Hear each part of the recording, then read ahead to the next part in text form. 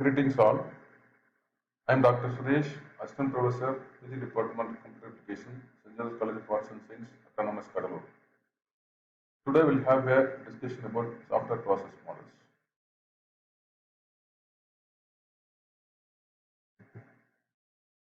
A software process model is an abstract representation of a process. The process model is chosen based on the nature of the software project. There are two types of process models. One is perspective model and the other one is agile model. A perspective process model is an orderly or systematic approach to software engineering, whereas agile model is an incremental and iterative process of software development. It defines each iteration's number, duration, scope in advance. Every iteration is considered a short frame in the agile process model, which mostly lasts from 2 to 4 weeks. Agile process model is a non-systematic approach to software engineering. In prescriptive model, we'll discuss about waterfall model. This waterfall model is one of the prescriptive model. The waterfall model, which is known very well as linear sequential model or system lifecycle model or classic lifecycle model, emphasizes a systematic and sequential approach for the development of the software. Each phase is explicitly completed with specific baselines or milestone, and all preceding phases are completed before it moves to the next phase. There are 5 phases in the waterfall model, namely communication, planning, modeling, construction, and deployment. First, we'll discuss what is communication. Before the project is started, all the requirements should be gathered or collected from the user through proper communication. Waterfall model begins with communication. Communication can be done in many ways, such as feedback, questionnaires, open dialogue, email, chat, etc.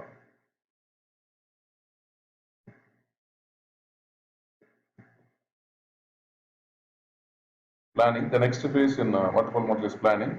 After all the requirements are collected, the project should properly planned. The planning is done on the following basis, namely estimation, schedule, and tracking. Tracking is nothing but checking whether everything works fine. Schedule is nothing but the duration of the project and a number of persons who are going to work in the project, and the estimation is nothing but the cost estimation. Next comes modeling. After the communication planning step, the project should be properly modeled. The project can be designed using different techniques, like tree structure diagram, data flow diagram, and UML diagrams. The next phase is the construction phase. This is a step where the programmer starts to write the program. This involves coding and testing. Testing is done by giving some sample inputs and checks the output. Next phase is the deployment, where the software is delivered to the customer side, supporting documentation is given, and feedback is obtained from customers. We will discuss about evolutionary process model. It is iterative in nature. Evolutionary models are iterative. It is followed when the user and developer has no idea about the input, the process and output, and the algorithm of the project which we are going to develop. There are 3 evolutionary models. They are prototype, spiral, and concurrent development model. I will discuss about prototype model. Prototype means sample model. It is used for demonstration purpose. When the user and the developer does not have a clear knowledge about the input, process and output, algorithm and operating system, a prototype can be developed. First, the developer, practitioner or programmer develop the project with the given requirement. This project is now called as prototype and it is given to the user for verification validation. The user then tells a modification and arranges things that is needed to the developer. Like waterfall model, this prototype model also contains different phases like communication, planning, modeling, and construction and deployment.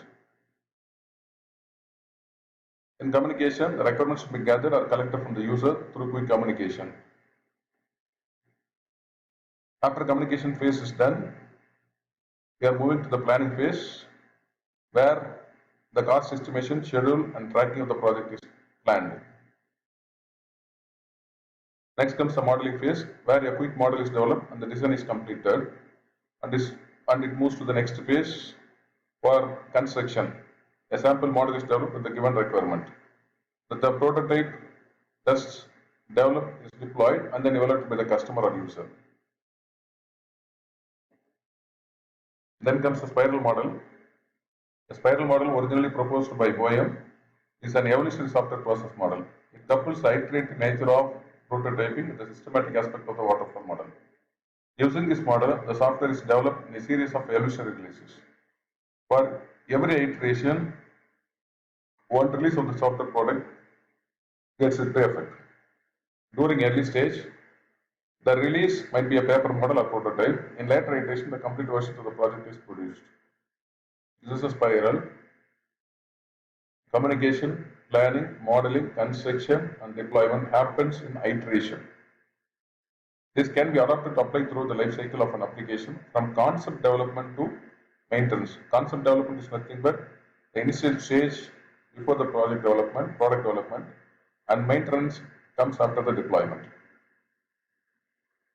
Like other phases, the spiral model also contains the 5 phases, namely communication, planning, modeling, construction, deployment.